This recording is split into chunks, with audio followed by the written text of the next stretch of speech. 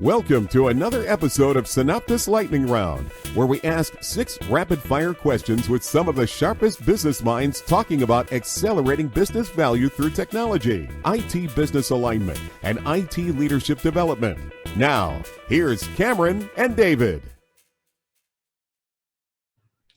I'm David Reddick, CEO of Synoptus. I'm here with Cameron Ames, CTO of Synoptus, and our special guest, Julia Azambuja, who will be joining Synoptus as a leadership coach. Let's take a little bit of time and learn about Julia. So Julia, first of all, welcome to the team. Really excited to have you here.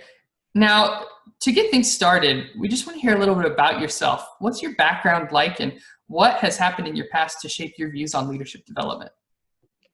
So I was born in the US, but I was really raised in Brazil until about college age. Then I came back to the US for college.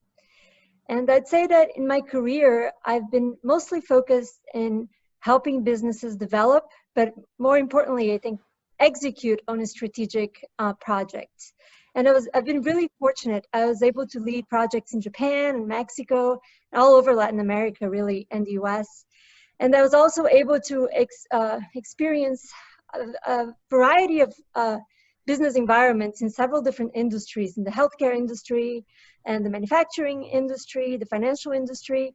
I worked in startups and Fortune 100 companies, and I worked in companies that were really focused on leadership development, and companies that were really focused on customer service, and companies that said that they were focused on those things but really weren't, and companies that were very political, and companies that really were able to push down the decision-making to the front lines. And so I think that having all those experiences really helped me shape my vision on what works in terms of leadership. I think I did, beyond delivering on my goals and making sure my team delivered on my goals, I think I did 3 things really well.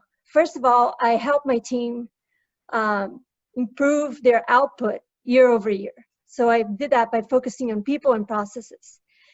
Secondly, I made sure that whatever goals my team was working on were really aligned with the strategic and financial goals of the organization that I was working for. And then finally, I made sure that I got buy-in from my peers and from senior leadership, because you're not going to go very far along in your projects unless you have those buy-ins and the help from everybody, really. Great. One of the core values of Synoptus is connecting leadership development with business value. And how do you see leadership development accelerating business value? So I think the role of a leader really is to help their team deliver more business value. That's the role of a leader. But that's sometimes easier said than done. Because to do that, you got to filter out a lot of context, right? You got to understand what's happening with your customers, with your investors, with your competitors, what's going on in your company and what's going on in the culture. And you got to filter all of that down and help your team focus on a few goals at a time. And while you're doing that, you got to be open and make sure that you know that you have to help them focus on a few goals, but you don't have to come up with all of the solutions yourself. In fact, a lot of the solutions often comes from your team or from your peers or, from competitors or different places. So there's a lot of skills that is involved in being a good leader. And I think helping the leader develop those skills ultimately leads to better business decisions. Absolutely. So I heard you touch on this idea that there's a lot of skills that go into being a good leader. Is there anyone in particular or any facet of leadership development that stands out as the biggest challenge in the field in your mind? So I think one of the biggest challenges that I've seen with leadership initiatives and programs, workshops, and classes is that they really are not tailored for a particular business leader. They're just very broad and very general. So, and unless you have a feedback or a solution that is tailored to your situation, wherever you are in your career at that time, and it takes in consideration the context of your company and the culture of the company you're in and the relationships that you already have, unless it takes all of that in context, it's really hard to make lasting change. So I think that a lot of these workshops are just a lot of information, but it's not very tailored to an individual. Cookie cutter approaches to leadership development don't work. So can you tell us about a positive outcome that you've seen from leadership development and training? I think that most impactful initiatives that I've seen and the best outcomes I've seen from leadership development really have been through mentoring or coaching, where you can really get one-on-one with someone, someone who has an understanding of how business work or should work, and how leaders act or should act, and they can kind of map out the gaps and help a specific person develop. I think that those have the best outcomes in business. I've done that with my team, and I've done that some informal development with some peers as well. Peer-to-peer, I think feedback is great. But yeah, I think one-on-one is really the way to go.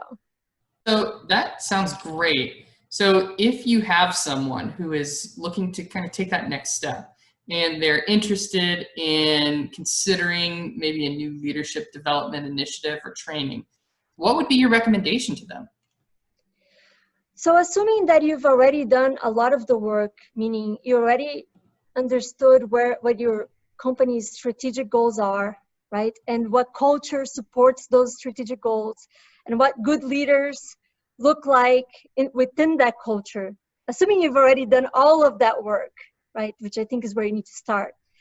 I would look for initiatives that, again, are flexible and tailored to specific leaders, number one, and two, that are action-based, that are initiatives that really involved creating some habits, because that's how you deliver lasting change, is, through creating habits.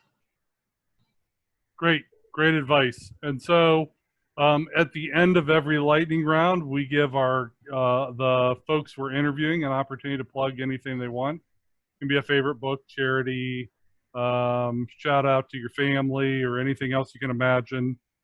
You've got a minute, go. Okay, obviously I'm very excited about the opportunity to be working with Synoptus. I think we are going to be developing some great programs here and some great methodology for helping leaders become even more effective at what they're doing. As far as book goes, I think you know that I like The 4 Disciplines of Execution is my favorite book. I also really like Plain Talk by Ken Iverson. I think it talks a lot about pushing down ownership and talks a lot about centralized versus decentralized models, and just a lot of trade-offs and things that are interesting as well. And obviously I love your books, but that's beyond the point. That's the point. So I am a big fan of 4DX as well. Mm-hmm. It's one of a lot of the principles we see in 4DX we've applied to the leadership model that we have at Synoptus. And so I know that your attraction to 4 disciplines of execution, 4DX, is one of the things that really attracted us to work together, and felt like you'd be a great fit for Synoptus. And so really excited to see where this relationship goes, and contact information for Julia will be posted with this video. Thanks again, Julia. Thank you for watching Synoptus Lightning Round. For more episodes of Synoptus Lightning Round, visit synoptus.com, Apple Podcasts, Google Play, or wherever you get your podcasts.